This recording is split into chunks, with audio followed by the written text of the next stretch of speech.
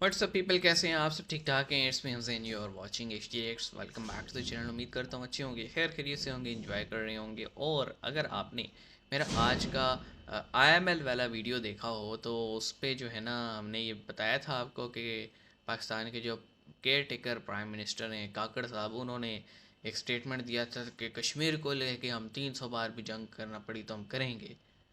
तो वो आया था इनका स्टेटमेंट जब सुप्रीम कोर्ट ऑफ इंडिया ने वर्डिक्ट दिया था। अब एक और स्टेटमेंट भी आया है कि every Pakistani is an atom bomb will fight till death. तो सवाल मेरा ये था कि फिर 71 में क्या हुआ था और हमने क्यों 93,000 दुनिया का सबसे बड़ा सरेंडर किया था? कहते हैं ना, नाम किया है बदनाम ही सही। तो शुरू करते हैं 3 2 1 इन। नमस्कार दोस्तों, जब से हमारी सुप्रीम कोर्ट का बयान आया है कश्मीर को लेकर के, इंडियन गवर्नमेंट द्वारा जो आर्टिकल 370 को अब्रोगेट किया गया है वह इधर पूरी तरह आग से लगी हुई है लॉफुल है। पाकिस्तान में। उसके बाद से दोस्तों चीन और पाकिस्तान दोनों ही बहुत ज़्यादा परेशान हैं। तो दोस्तों इसी बीच पाकिस्तान के प्राइम मिनिस्टर ने एक बड़ा बयान दिया है भारत को लेकर के, और उन्होंने कहा है कि वह भारत के साथ 300 जंग भी लड़ने को तैयार है कश्मीर के इशू पर, जिस चीज़ को लेकर के दोस्तों यहाँ अब पे पूरी ये कहना वर्ल्ड मीडिया चाहिए चर्चा तो कर रही है। करना, और दोस्तों इस चीज़ हम से भी बैठे हैं। हमें साफ पता चलता है पाकिस्तान के इंटेंशंस। पाकिस्तान कभी भी भारत के साथ पीस नहीं चाहता है, हाँ, वह भारत के साथ लड़ना चाहता है। वह तो इस माइंडसेट। वक्त पाकिस्तान की इकोनॉमिक कंडीशंस अच्छी नहीं है, इसलिए पाकिस्तान भारत से कोई भी जंग नहीं लड़ पा रहा है।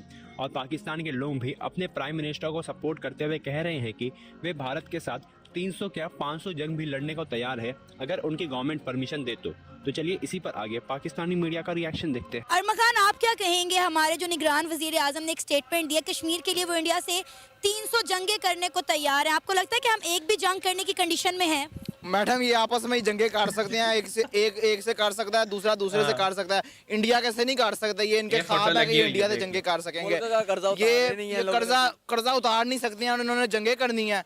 वजीर आजम, हमारे जो निगरान वजीर आजम है, उन्होंने मतलब कि पाकिस्तान का हाल क्या काट दिया। पेट्रोल देखने कहाँ पर चला गया, चावल देखने कहाँ पर चला गया, चीनी देखने कहाँ पर चली गई है। 60 रुपए की 5 किलो चीनी आती थी, आज 750 रुपए की 5 किलो चीनी आती है। और पहले अपने मुल्क के हालात सीधे काट लो, फिर कश्मीर की जंग लड़ लेना। कश्मीरी तुमसे अच्छे रह रहे हैं, तुमसे अच्छी जिंदगी गुजार रहे हैं, हमारे लोड से, हमारे पाकिस्तान से अच्छी जिंदगी इस टाइम कश्मीर वाले गुजार रहे हैं, जिनको पेट्रोल सस्ता मिल रहा है, जिनको आटा सस्ता मिल रहा है, जिनको चीनी सस्ती मिल रही है।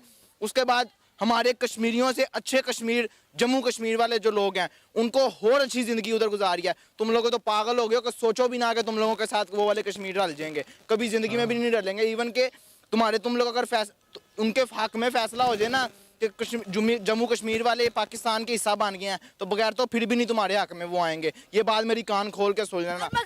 इंडियन कश्मीर तो पाकिस्तान के साथ वैसे ही नहीं आना चाहता। आजाद कश्मीर के लोग भी कहते हैं कारगिल कर दो, खोल दो, टूटे रिश्ते जोड़ दो। वो कहते हैं जी हमें भी वो तमाम वसाइल चाहिए जो जम्मू कश्मीर के लोगों को मिल रहे हैं। आप बॉर्डर खोल दें, हमें इंडिया की तरफ जाने दें। तो मैडम सही है ना, देखें जम्मू कश्मीर में 5G है, एजुकेशन है, हॉस्पिटल्स हैं, स्कूल्स हैं। उसके अलावा क्या कहते हैं, आटा सस्ता है, चीनी सस्ती है, चावल सस्ते हैं, ऑयल सस्ता है। हमारे आज़ाद कश्मीर में क्या है? आटा महंगा, 5G है ही कोई नहीं। उधर चले जाओ, टूर करने चले जाओ, सिग्नल ही नहीं आते। घर वाले फोन करी जाएंगे कि हमारा बेटा कश्मीर गया हुआ है, तो कोई पता नहीं मर गया या जिंदा है। क्यों? सिग्नल ही कोई नहीं है, ना उधर कोई सिग्नल का नेटवर्क का कोई है, कोई चीज़ नेटवर्क की कोई चीज़, खंबे वगैरह। भाई इस बंदे ने ना, इस पाकिस्तानी ने ऑलमोस्ट सारी चीज़ें ही खोल के रख दी हैं, तो मुझे कुछ गिनवाने की ज़रूरत पड़ेगी नहीं इस वीडियो में। लेकिन मैं इतना ज़रूर कहूँगा, ये साथ एक इन्होंने ना पिक्चर लगाई हुई थी। मेरे ख्याल में इनको वो 65 वाली पिक्चर भी लगानी चाहिए थी, 99 वाली पिक्चर भी लगानी चाहिए थी। मैं आज सुबह ही देख रहा था एक वीडियो कि वो पाकिस्तानी जो कारगिल में अपनी मतलब लाशें छोड़ के आ गए थे, तो उन पाकिस्तानियों का नमाज जनाजा जो है वो इंडियन आर्मी पढ़ा रही थी। मतलब इंडियन आर्मी के जो मुस्लिम सैनिक थे ना, वो उनको लेकर नमाज जनाजा पढ़ाया गया था, वो जो पाकिस्तानी सोल्जर्स थे। और फिर उनको जो है ना पाकिस्तानी परचम में उन्होंने लपेट के जो है ना टाइगर हिल से नीचे उतार के लाए थे और फिर हैंड ओवर किया था।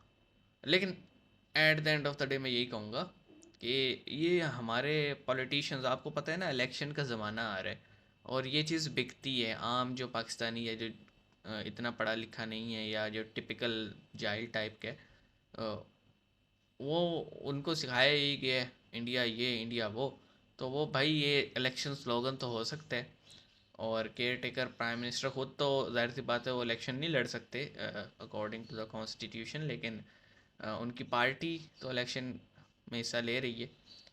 तो ये सिर्फ बातें हैं, कहते हैं ना बातों के शेर हैं ये, जब एक्चुअल में होता है तो फिर ये नियाजी की तरह बैठे साइन कर रहे होते हैं।